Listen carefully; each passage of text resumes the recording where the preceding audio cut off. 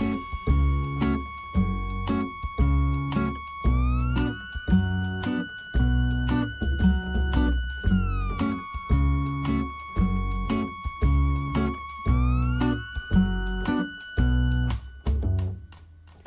cœur battant des ailes au détour, au hasard d'une vie de vent de ciel. Hola, bienvenidos a un nuevo capítulo de Edición de Bolsillo. Estamos en BCN Radio, la radio de la Biblioteca del Congreso de la Nación. Mi nombre es Jessica Esteco y hoy tenemos un invitado muy particular, porque no lo conocemos como editor, sino como científico y divulgador científico. Bienvenido, Diego Golón Beca, Edición de Bolsillo. Muchas gracias, Jessica. Es un placer estar acá. ¿Y escuchábamos a Sass? Sí, no, escuchábamos... No, después te cuento. Dale. Escuchábamos. Es que a todo el mundo le llama la atención la cortina, sí. Es muy linda. Bienvenida a Edición de Bolsillo. Muchas gracias, un placer. Gracias por venir. Estábamos hablando un poco, le estaba contando un poco esto de Edición de Bolsillo, de lo que se trata de editar. Vamos a ir al principio de Diego con los libros. Vamos, el primer libro fue Mi amigo Gregorio, sí. Libro de lectura, y las primeras palabras fueron: mamá, Emilio lee solo. Lee a Lelí, y no me acuerdo cómo seguía, y esas eran las primeras armas que uno tenía para salir a conquistar el mundo, ¿no? Mamá, Emilio lee solo. Bueno, así estamos. Pero eso fue lo primero, sin duda. Sí. Sí. Y tu camino científico va de la mano con esto de leer, ¿no? Tu curiosidad va de la mano también con la narrativa, con explorar, con la lectura. ¿Se encontraron? No, se encontraron claramente. Primero vino la literatura, primero vino la narrativa, primero vino el interés, llamémoslo cultural, artístico, humanístico. Yo trabajaba en periodismo desde los 15 años, hacía teatro, hacía música, escribía. Apareció la ciencia, todavía no sé muy bien cómo ni por qué, pero con el tiempo se encontraron los dos caminos. Se encontraron la literatura, la escritura, el arte con una forma de contar la ciencia. Y ahí todo empezó a tener un poco más de sentido. ¿Y los papers te acostumbraste también a digamos, esa supuestamente de lados contrarios, ¿no? Lo que tiene que ver con escribir ciencia y escribir divulgación es lo mismo? No, claramente empecemos no es lo mismo. Por el principio, no por la base. Los papers científicos son nuestra tarjeta de presentación. Es nuestra tarjeta profesional. Nos juzgan por eso, nos pesan, ponen los papers en una balanza y dicen: vos sos más o menos, vos sos bueno, vos tenés que seguir trabajando. Pero al mismo tiempo, el género paper científico es un género literario, es un género de retórica, es un género de convencimiento, es contar una historia. Uno puede hacer experimentos y en general nadie trucha nada. Es raro que haya fraudes o mentiras en las ciencias naturales, que son las que conozco, ¿no? Pero sí elegís cómo contar una historia. Vos elegís el orden en el cual contás las cosas, no es el orden en el cual hiciste los experimentos. Elegís cómo vas a mostrar tus tesoros. Elegís si vas a mostrar figuras, si vas a mostrar tablas, si lo vas a contar en el texto. Y eso es hacer literatura, claramente. Literatura científica, ¿sí? Es literatura de no ficción en el mejor de los casos, ¿no? La divulgación es otro género. La divulgación es un híbrido entre el periodismo, de alguna manera, es contar noticias, pero que se dirige hacia contar historias de la ciencia. Y para eso necesitas espacio y tiempo. Las historias de la ciencia no son noticias de esas que salen en los diarios, claro. que empiezan indefectiblemente diciendo un grupo de científicos, ¿no? Un grupo de científicos de la Universidad de algo 11H, Michigan, Massachusetts, Chicago, el Congreso, lo que fuera, ¿no? Es raro que haya noticias. Lo que vos tenés son historias que heredaste de tu mentora, de que a su vez heredó de su director y los vas a heredar a tus estudiantes. Y para contar eso necesitas literatura, o necesitas cine, o necesitas teatro, necesitas espacio y tiempo. Y la divulgación te regala un poco ese espacio y tiempo. Por ejemplo, a través de los libros. Los libros son una manera de contar historias en las cuales te podés dar lujos. Podés atravesar puertas, ir por vericuetos, abrir ventanas, meter ficción, meter personajes, cosa que obviamente en el periodismo no. Entonces es otro género literario con sus reglas particulares. Ciencia que ladra. ¿Se te ocurrió a vos? ¿Te lo propusieron? ¿Lo venías pensando con un grupo de personas? No, se me ocurrió a mí. Yo justamente venía trabajando mucho en periodismo científico hace 20 y pico de años y propuse una colección de libros universitaria en la Universidad Nacional de Quilmes en ese momento, con esta idea de que científicos y científicas contaran ciencia de una manera diferente, de una manera mucho más cotidiana, que se acercara mucho más a la gente, con muchos recursos literarios, con muchas referencias cinematográficas, cotidianas, de cosas de todos los días. Empezamos con 4 libros de profesores de la Universidad de Quilmes y la verdad que anduvieron muy bien, pero muy bien, fue una gran sorpresa a través de la editorial de la universidad. ¿Los tuviste que convencer?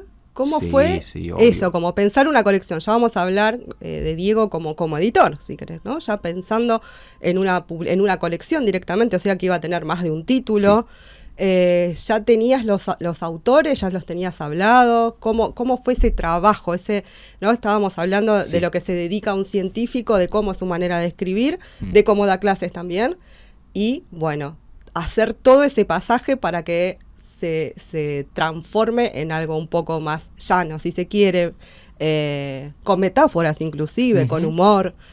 ¿Cómo fue ese traspaso de la idea? Sí, fue un gran trabajo de convencimiento por muchos motivos. No hay una costumbre en la comunidad científica argentina en particular, pero te diría en general en la comunidad científica mundial, esto de salir a contar para el mundo, considerar que contar lo que hacemos es parte de lo que hacemos, es parte de nuestro trabajo.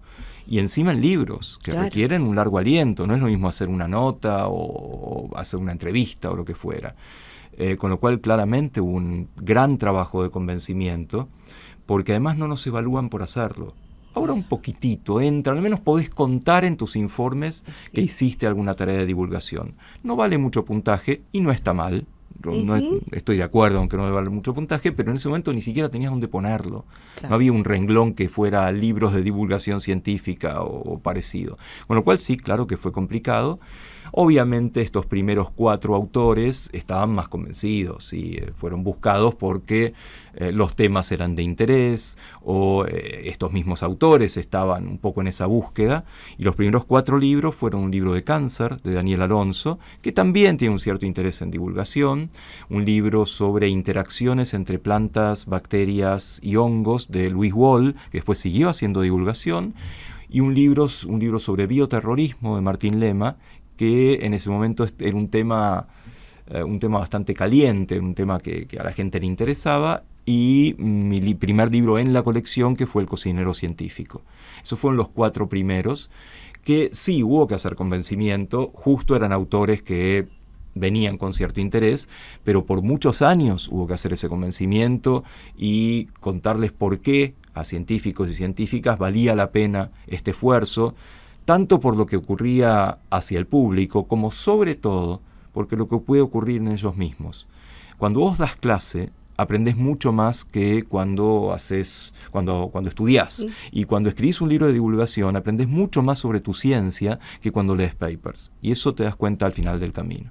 Qué interesante. Bueno, y salieron con estos 4 títulos que nos contabas, muy diversos también. ¿Y cómo fue? No, fue extraordinario, realmente. Ya de entrada. Fue una gran sorpresa. Había claramente un vacío que nos estaba llenando. Hay una tradición de divulgación científica en Argentina, particularmente la década dorada de los 60s y un poquitito de los 70s, con el Centro Editor de América Latina o Eudeva mismo, que muchos eran traducciones, pero no dejaba de ser un lenguaje más acartonado, más técnico, con honrosísimas excepciones, pero había un vacío para contarle la ciencia a la gente de otra manera, con esto de llegar con un objetivo muy claro. Cuando nos preguntaban los autores, bueno, ¿qué queremos? Y queremos que se lea como un libro de ficción, queremos que se lea como una novela y te pases la parada del colectivo, pues estás leyendo sin darte cuenta, estás leyendo ciencia. Es lo mismo hacer un programa de tele de ciencia, que la gente esté haciendo zapping y sin darse cuenta se quede mirando esto. Cuando los científicos o las científicas hacen un libro de divulgación científica, se acuerdan de la ciencia. Y la ciencia tiene que estar muy bien, por supuesto. No puede haber cosas más o menos o grises. Vos sos experto en el tema o consultaste expertos. Pero una vez que la ciencia esté asegurada, todo vale. Y si se trata de un libro, se trata de hacer literatura. con todos los recursos que te brinde la literatura, lo que vos mencionabas, analogías, metáforas, personajes, humor, referencias a cuestiones cotidianas.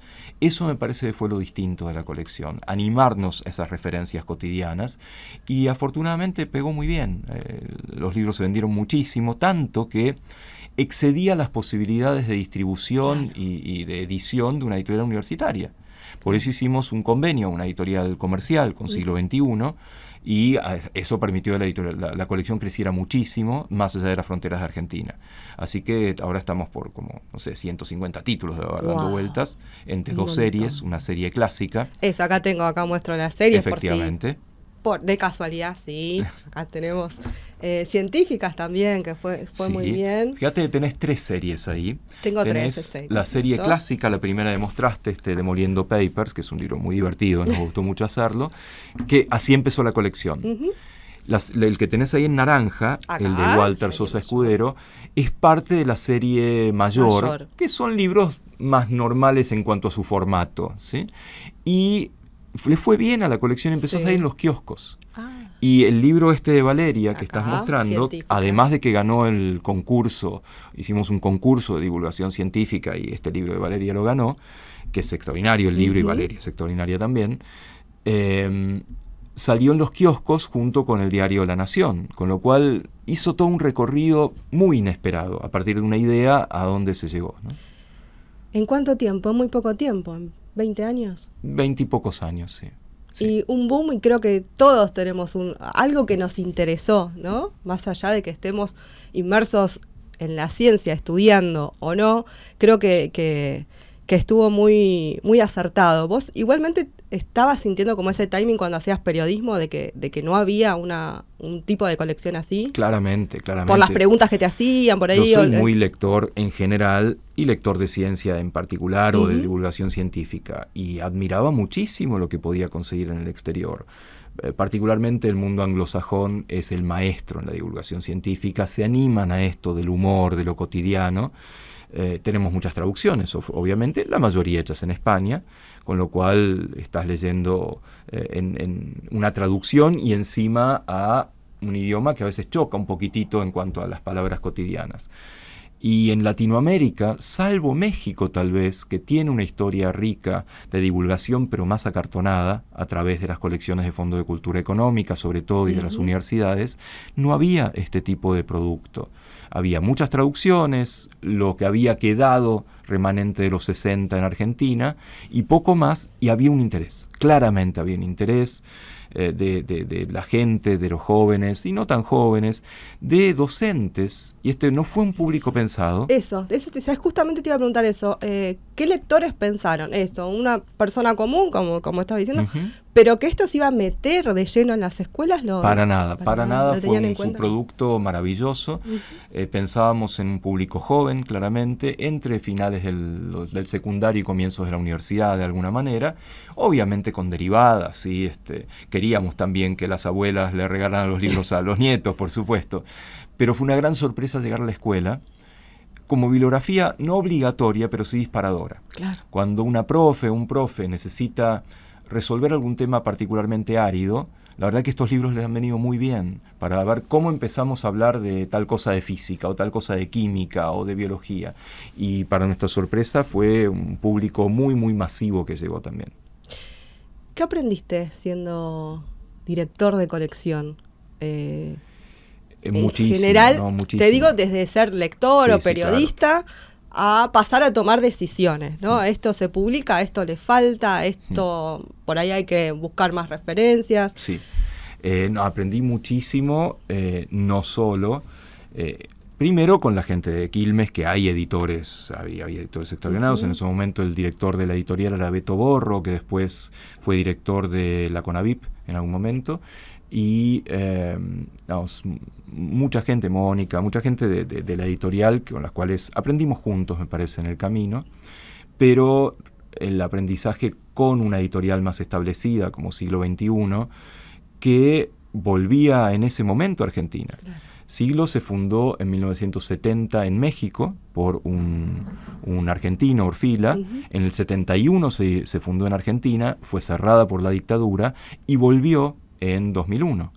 con lo cual volvió con nosotros. Nosotros estábamos ahí dando vueltas con Carlos Díaz, que es su director editorial, y fue una experiencia extraordinaria aprender de libros.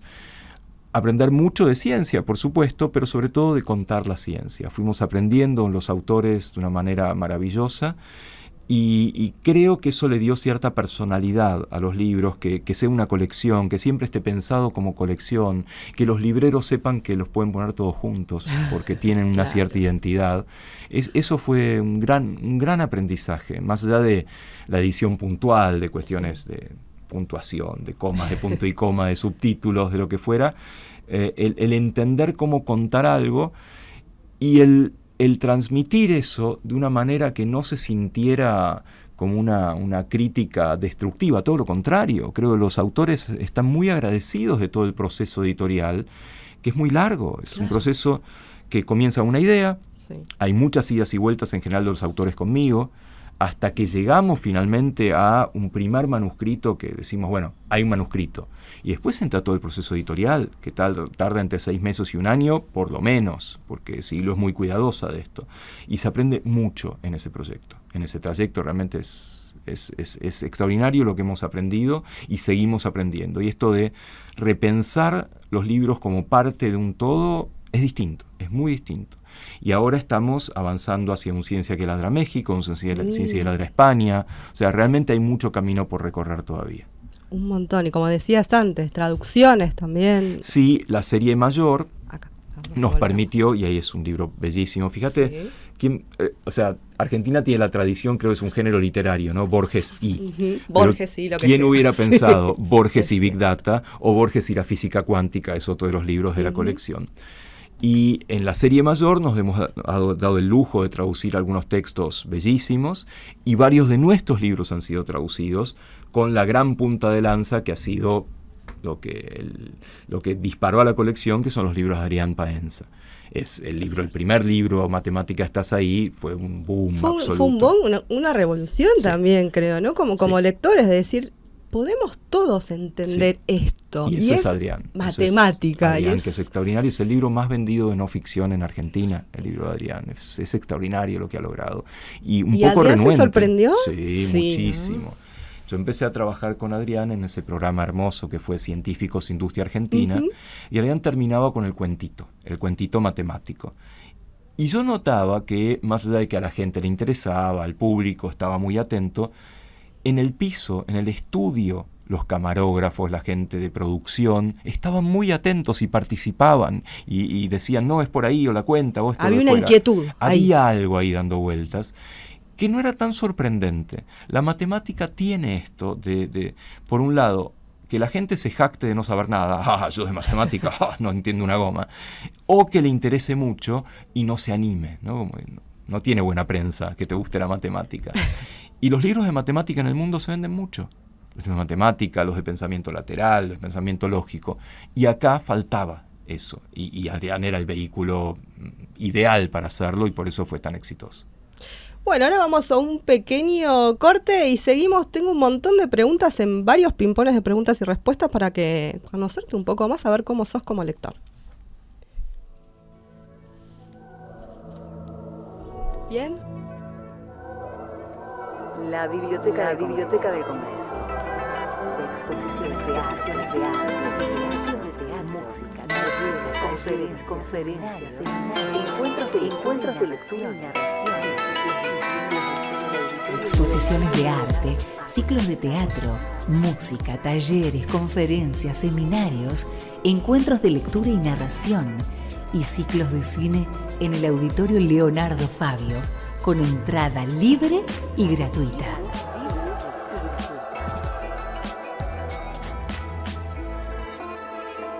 BCN Radio, la radio de la Biblioteca del Congreso de la Nación.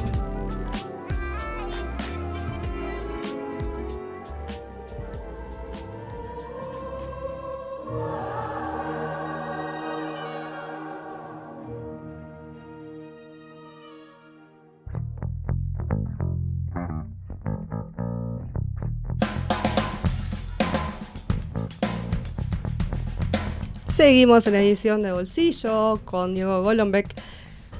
vamos a empezar. Acá no se juzga, es lo primero que decimos siempre. Te voy a hacer un par de preguntas, varias. Vos me contestás lo primero que Dale. se te viene, si querés nos detenemos, tenemos un poco más de tiempo. Así que vamos con el primer ping-pong, que es el sundoku, que sundoku es un término japonés que se refiere al hábito de comprar más libros de los que podés leer. Así que la primera pregunta para vos, Diego, es: ¿compras más libros de los que podés leer? Obviamente, obviamente, y a veces te da cosa tenerlos ahí en la biblioteca y sin leer, y otras cosas es un placer. Mira todo lo que tengo para leer. Y creo que hay grandes respuestas al respecto. Humberto Eco decía, cuando le preguntaban si leyó todos esos libros, dice, sí, por supuesto, pero esto no es nada, tengo 10 bibliotecas ahí más. esperando. Y obviamente no, obviamente él defendía el derecho a tener libros no leídos, es uno de los placeres más grandes que hay. Algo nos nombraste, pero tu libro favorito en la niñez y después en la adolescencia, que te acuerdes que te haya marcado. Leía mucho en la niñez, la verdad, más allá de los libros de lectura. La colección Robin Hood me marcó mucho, y dentro de la colección Robin Hood una serie de esos libros amarillos de tapa dura que era El viaje maravilloso al planeta de los hongos. Una serie de 3-4 libros, era extraordinario, y yo los leía, los devoraba. Y en la adolescencia empezaron algunos policiales, lo de fuera ahí. En algún momento descubrir la poesía, particularmente Inventario, de Mario Benedetti, que uno como medio tímido, medio nabo, qué sé yo, nos ha salvado en más de una ocasión, Benedetti. ¿Hay algún libro o libros que volvés a releer con los años que necesitas acceder ahí, abrir a alguna página en particular? O Sí, a ver, en el rol de editor tal vez, sobre todo en el rol de prologuista, pues a mí me encanta hacer los prólogos de los libros, siempre me gusta meter poesía. Entonces, obligadamente voy a ciertos referentes que se han metido bastante, aunque no lo supieran con la ciencia. Pablo Neruda, Pizarnik, bueno, los chilenos en general, ¿no? Huidobro o Vallejo más arriba, mexicanos, poetas, y la verdad que sin darse cuenta Pessoa, las cosas que ha escrito. Así que volver a abrir al azar libros de poesía siempre es un tesoro, no sabes con qué te vas a encontrar. ¿prestás libros? Sí, presto libros y después no los devuelven. ¿Qué va a hacer? Por eso tampoco los devuelvo, así que... Eso, ¿te quedaste con alguno que te han prestado? Más vale, para eso están. ¿Lees varios libros a la misma vez? Sí. Leo varios libros a la misma vez y creo que soy un lector un poco más maduro ahora porque me estoy dando permiso de dejarlos, cosa que nunca lo hacía. Antes, claro, antes había de terminar el libro. La culpa de tener había que de leer. terminarlo. Claro, había ahora que no, ahora está todo bien, 30, 50 páginas, si no va, chao, ya está. A mí me pasa mucho que por ahí eso lo dejo porque no es el momento. Por ahí También, tiene que ser en vacación. también. Bueno, en vacaciones lo volví a agarrado a algún libro que había dejado por la mitad y bueno, ahora sí, pero también hay momentos, Hay ¿no? momentos. ¿Cuál es tu lugar ideal y momento del día para leer? Si cerramos los ojos y te imaginamos leyendo. Tirado en un sillón, seguro. Sí. Soy un lector de entrecasa más que de exteriores, más que de bares incluso. El bar no me va tanto.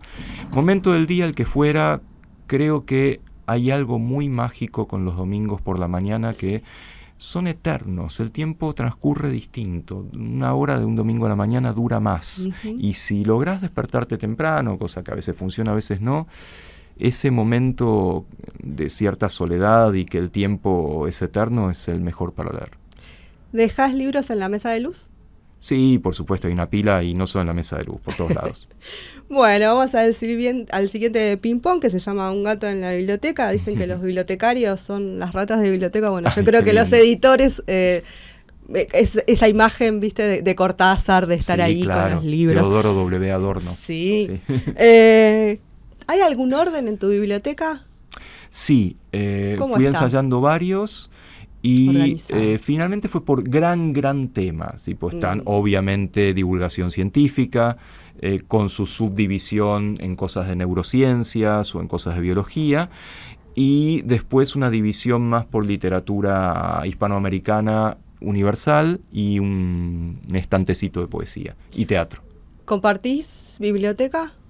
No, eso no se biblioteca. Con eso no se juega. No, claro.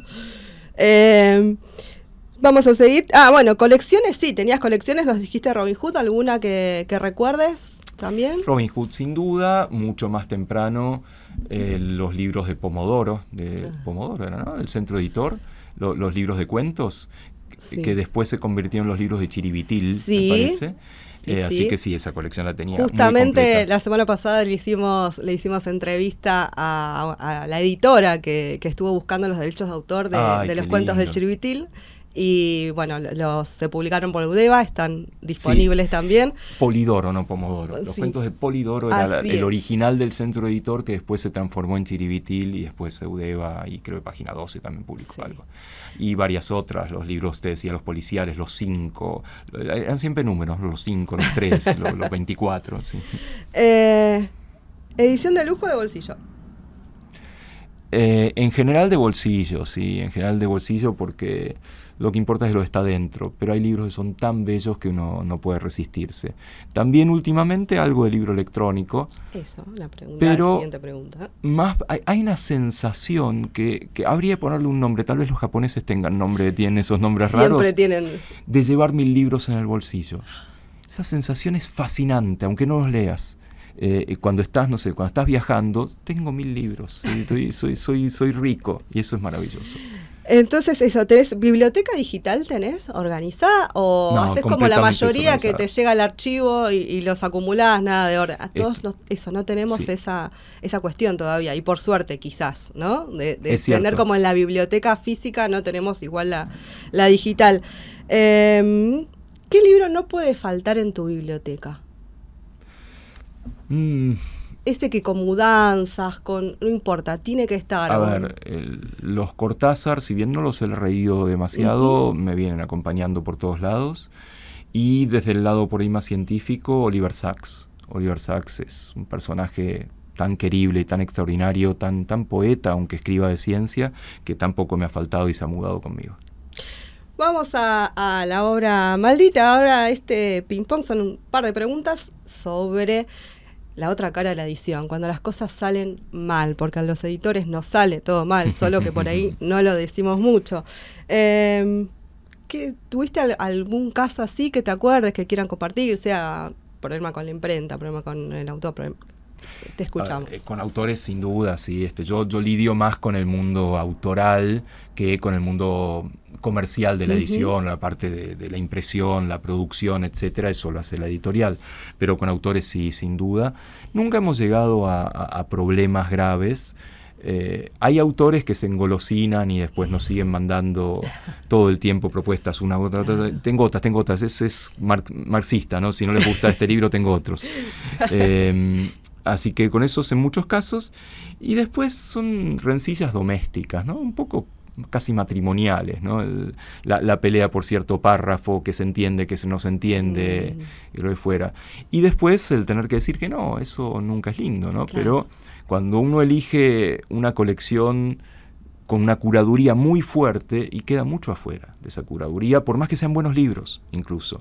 Entonces uno, con culpa, trata de orientar a esos autores hacia otra posible colección, otra posible editorial, o lo que fuera, pero no siempre funciona. ¿Hay algún género que te gustaría editar? Sí, claro que sí. ¿Sí? Hay un género que se ha dado en llamar ciencia en ficción. No es ciencia ficción, no es literatura Sí. de anticipación, sino que es ficcionalizar la ciencia, que existe, por supuesto. Ahí está Ian McEwan, Michel Houellebecq, Guillermo Martínez, David Lodge. Es un género que a mí me fascina, es como lector, tal vez es de los que más me guste cuando los libros son buenos, Sí. y no hay mucho en español. Mira. No hay muchas cosas no traducidas. Es algo que algún día quiero convencer a la editorial de poder hacer. ¿Y qué un poco nos venías contando a lo largo de todo el programa, qué tareas te ves haciendo como editor que antes ni tenías idea? Bueno, ese acompañamiento, a veces, así como a mí me funciona con la editorial con mis libros, a veces el editor es un hombro, ¿no? Es un hombro de catarsis de la vida misma, ¿no? Porque uno tiene muchas reuniones con los autores y las autoras y surge de todo, en particular cuando los autores no son profesionales, que es nuestro caso, son científicos que escriben. Claro. Entonces siempre estamos culposos de que no llegamos, de que me apareció el informe o el paper o la clase o lo que fuera. Entonces ahí hay mucho ida y vuelta con los autores que uno no se esperaba de otra manera. ¿Las contratapas las revisás vos, las supervisás vos o las hacen desde la editorial? Las dos cosas, ¿sí? Yo escribo los prólogos de todos los libros y muchas veces eso da material para la contratapa, pero algunas versiones las hago yo y muchas las hace la editorial y después las editamos en conjunto. Difícil tarea también hacer el prólogo, Muy porque difícil. y más, por eso hablábamos, te preguntaba por la contratapa, porque es hacer un resumen que tenga también una mirada de mercado, que por ahí es otra cosa, para que sea llamativo, para que dé interés en muy poquito. Poco. Y me gusta mucho, la verdad, es uno de los placeres que tengo. Tengo una idea absolutamente original que no se le ocurrió a nadie hasta ahora, que es en algún momento hacer un libro de prólogos. No sé, ¿alguien lo habrá pensado alguna vez? No sé. Es muy interesante, sí. Yo lo he pensado también, pero en general eso, porque se dedica mucho a hacer un prólogo. Sí, por supuesto. Y hay prólogos que son literatura pura, los borgianos en particular, ¿no? Vamos al siguiente ping-pong, que es el libro bicentenario. Tengo que hacer esta pregunta con respecto a... Bueno, es por el cuento de un hombre bicentenario con respecto a la inteligencia artificial. ¿Yo sabes qué hice? Te cuento. Tengo en el buscador asociado a inteligencia artificial. Entonces estaba haciendo los deberes para esta entrevista y puse ciencia que ladra. Y la IA me puso: lamento decir que no existe algo llamado ciencia que ladra. Esta es una pregunta un poco confusa, ya que la ciencia en sí misma no puede ladrar, puesto que es un campo de conocimiento y no un ser vivo. Si esta pregunta está relacionada con algún tipo de código informático o proyecto, sería necesario tener más detalles sobre lo que estás buscando específicamente. Muy bueno. Sin más información no puedo proporcionarte enlaces o código relevante. Te lo quería contar porque me pareció muy divertido. Muy bueno. Te saltaste la banca. Oh, sí. Entonces, mi pregunta va con respecto a la inteligencia artificial como lector, como editor, como científico. ¿Qué pensás? Es una herramienta muy poderosa, por supuesto, que está entre nosotros y no podemos ser luditas y negarla, pero no es más ni menos que eso, ¿no? Y no olvidemos que en el fondo hay gente programando, ¿sí? Por supuesto, lo que tiene la inteligencia artificial es que se va aislando cada vez más de esa gente original a través de machine learning, de un montón de procesos. Pero en el fondo hubo alguien que escribió en código sus prejuicios y sus sesgos. Por lo tanto, la objetividad es una ficción, la objetividad de la inteligencia artificial. El problema que tenemos, obviamente, es en la docencia, ¿no? ¿Qué hacemos? ¿Los dejamos a los chicos usar ChatGPT? ¿No los dejamos? ¿Podemos no dejarlos? La respuesta es que no podemos no hacerlo, no podemos decir, no, está prohibido, porque es imposible. En todo caso, pensemos cómo aprovecharlo al máximo, ¿no? Cómo hacer para que los chicos usen ChatGPT para sus ensayos, pero que después lo defiendan, o que hagan dos y los comparen. Pidámosles algo adicional que realmente requiera de su cabeza. Sí, creo que es una revolución a nivel educativo, sí. En todas partes, ¿no? Sí. Por todos lados, digo, sí, en todos sin duda. Los sectores. ¿Cuándo sentís que un libro está terminado? Cuando ya le dijiste al autor basta, cuando se lo presentás a la editorial. No, porque cuando se lo presentamos a la editorial está empezando, justamente, porque después viene el proceso de corrección editorial y tenemos la fortuna de que tenemos grandes editores y editoras que lo miran con mucho cariño. No son científicos, lo cual es una gran ventaja. Sí, la parte científica tal vez la ven más conmigo, y recién después de las dos primeras lecturas, las dos primeras ediciones, ahí el libro está terminado. Okay. Y ver la primera caja, ver la primera producción es un placer inmenso. ¿Qué es lo mejor y lo peor para vos de ser editor, no? Lo mejor es tener acceso a gente y a un montón de material inédito, ¿no? Ser los primeros ojos que se posan sobre ciertas ideas, o bien ayudar a armar esas ideas, es un placer inmenso. Es como supongo que lo mismo le pasa a los dramaturgos, ¿no? Escribir algo y verlo representado, tener una idea y después verla sobre un escenario, y en este caso sobre un libro. Eso me parece es extraordinario, me parece es fantástico. Y no le veo cosas peores, ¿eh? No le veo nada malo a esta ser eslabón intermediario entre autores no autores y un público bastante masivo está ahí afuera. Bueno, vamos al final, pero antes te voy a preguntar tus favoritos o recomendados. ¿Algún libro? Puede ser más de uno. ¿Algún libro clásico? Un libro clásico. Que recomiendes, que lo tenés que leer.